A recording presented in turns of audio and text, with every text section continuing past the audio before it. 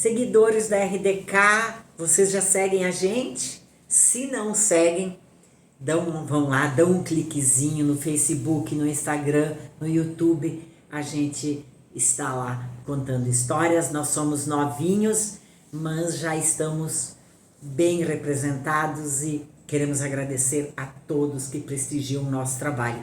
Eu encerrei o primeiro tempo do bate-papo aqui com um grande ícone aí, um grande ícone do nosso futebol, contando que ele já jogou profissional. Então eu queria saber como surgiu o Ayrton jogador. Qual é o teu contato com a bola? Que formação tu tiveste? Se foi só no talento? Fica à vontade. Ai, Helena, a formação do Ayrton.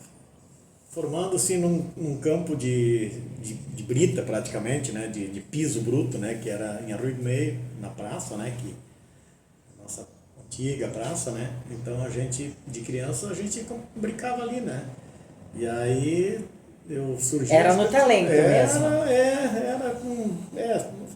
Era um pouco no talento, um pouco na vontade mesmo de querer, né?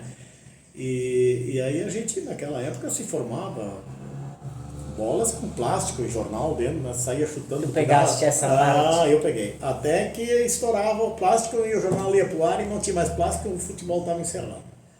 E aí, mas não era o meu hobby preferido na época, né?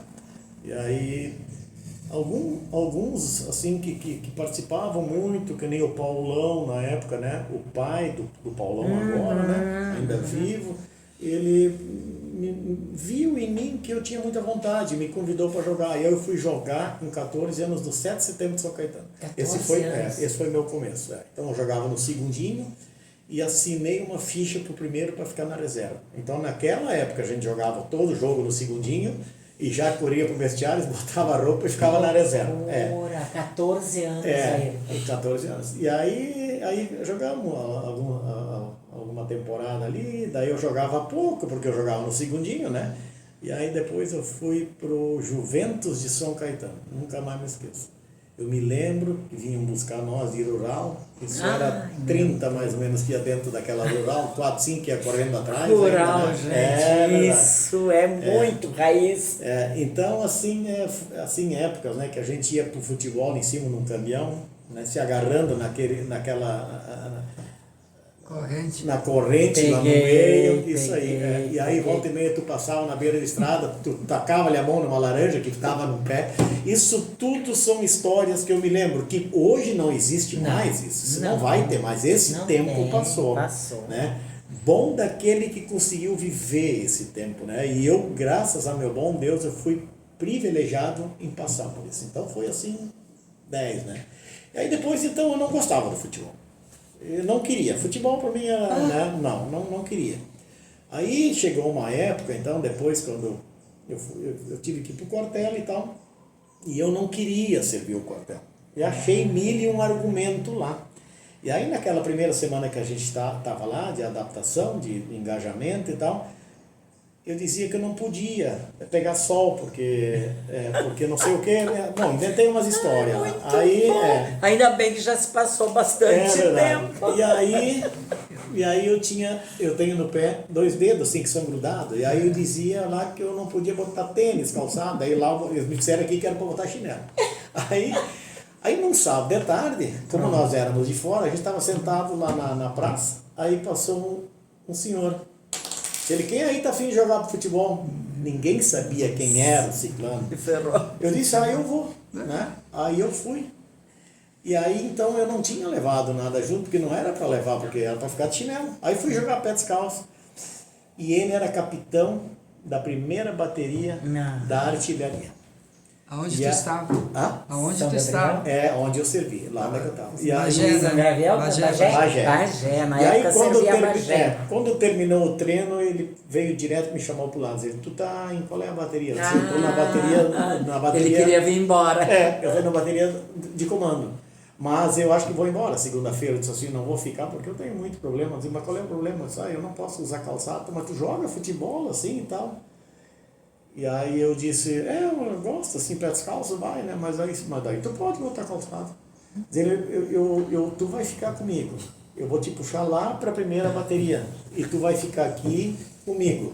Ele era um cara apaixonado por futebol, ele era do Rio de Janeiro, carioca, muito gente boa, e ali ele me trancou. Bom, eu virei num choro só, que eu não pude vir embora, né? E aí... Tu não sabia que eles, quando o cara era bom de bola, eles seguravam lá, ninguém te contou isso, né? Mas eu penso que ele se deu bem, porque se tu virou atleta lá, era tratado diferente. Sim, sim, muito diferente, né? Vamos dizer que nem eu passei. Mas quem queria vir embora não podia dizer que jogava bola, porque aí mesmo que eles seguravam. Deixa que eu sei como é que eram os atletas lá.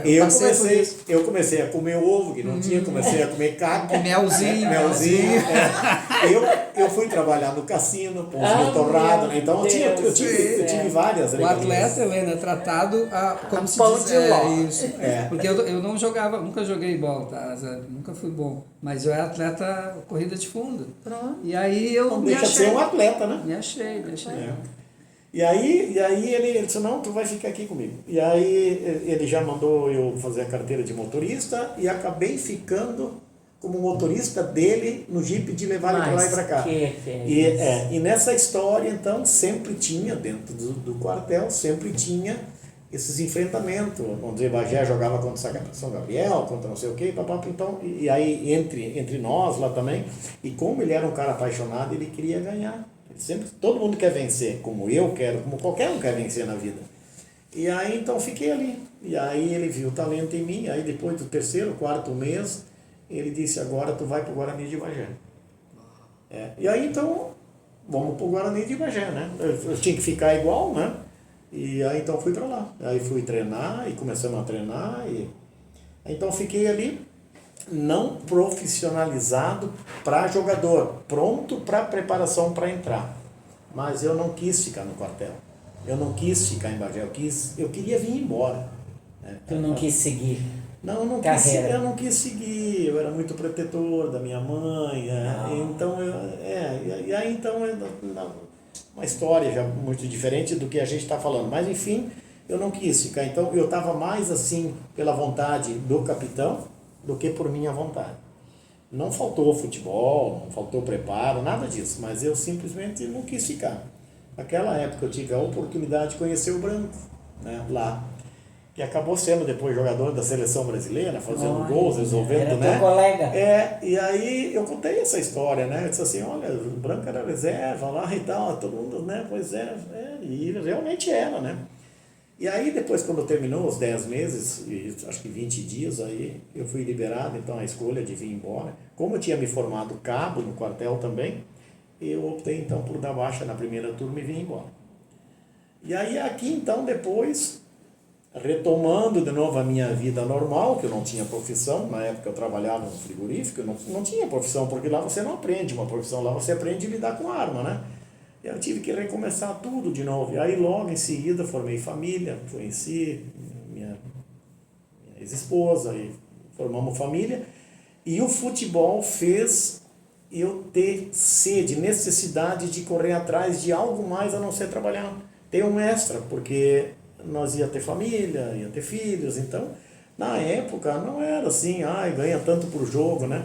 Mas eles diziam, sempre vai ter ali, pode pegar uma farinha e um arroz, um feijão, sempre vinha um ranchinho, vinha uma coisinha diferente. Coisas que a gente não tinha em casa, eu falo da Pepsi Cola, um pastel na bandeja, mas no futebol tinha, né? Então sempre era aquele domingo assim que tu saía com prazer, porque hoje vai ter pastel, aquele pastel do interior, sabe? Aquela Pepsi gelada, como né? tu disseste, eram outros tempos. Eram outros né? tempos, e aí depois do jogo vinha aquela carnezinha, um galetinho, muitas vezes um galeto simples com um pãozinho, né? Então assim, era maravilhoso isso, né? Então isso, aí o que acontecia? Todo mundo podia levar a família junto, então era assim um compartilhamento, aqueles campos cheios, né? Então fez com que eu fosse indo, e a coisa foi mudando, a coisa meio que não se profissionalizou no amador, mas teve quem investisse nisso, né? Então, o Ayrton foi então convidado para jogar no Brasil do Marcos Souza, foi campeão, depois então Progresso, 3 títulos lá também, então assim foi, aí depois fomos para Osório, aí depois fomos para Caxias, aí fomos... Bom, enfim, não tem time assim que eu não joguei, acho que na volta, né? E aí, então, assim, colecionando bons momentos, bons domingos, boas amizades, em pró, o título vem muito normal, né? Vamos dizer, quando você realmente interage nisso, né? Você quer, né? E eu sempre, até hoje, isso é uma coisa minha, sempre, quando eu ia para dentro do campo, não me dava o friozinho, aquele friozinho na barriga, não era o nosso domingo. Não, né? tu sabia quando tu estava bem. Sim, eu sabia quando dava aquele frio. Eu acho que qualquer jogador que tem alma, que gosta de fazer, ele sente isso, né? Então, eu sempre, quando sentia aquele friozinho, eu disse, hoje é nós, né? Não era eu, é nós, né? Porque daí era o grupo todo, né?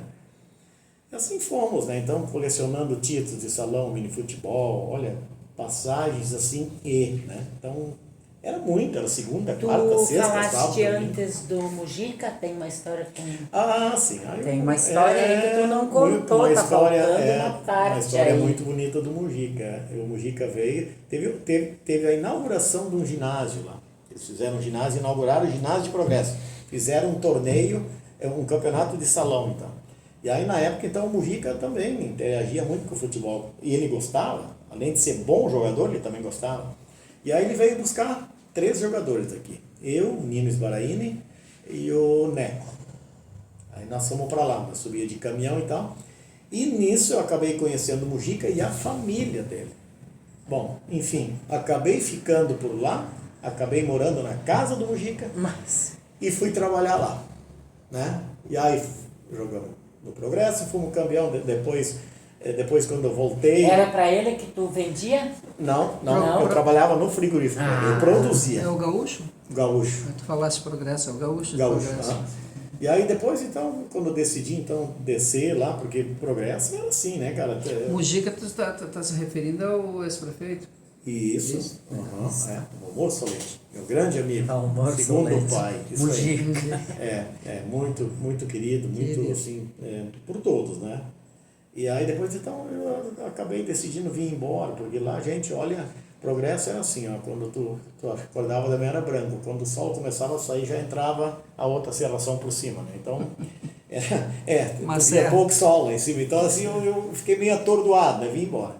Aí depois fomos jogar no Xaxim, então, também poderia pegar 3, né? Aí fomos eu... Tu foi para um lugar mais frio ainda. Tu escolheu um dos lugares mais frios do Vale do Taquari. Só que com uma situação um pouco diferente, porque daí a gente ia de manhã e voltava no final do dia.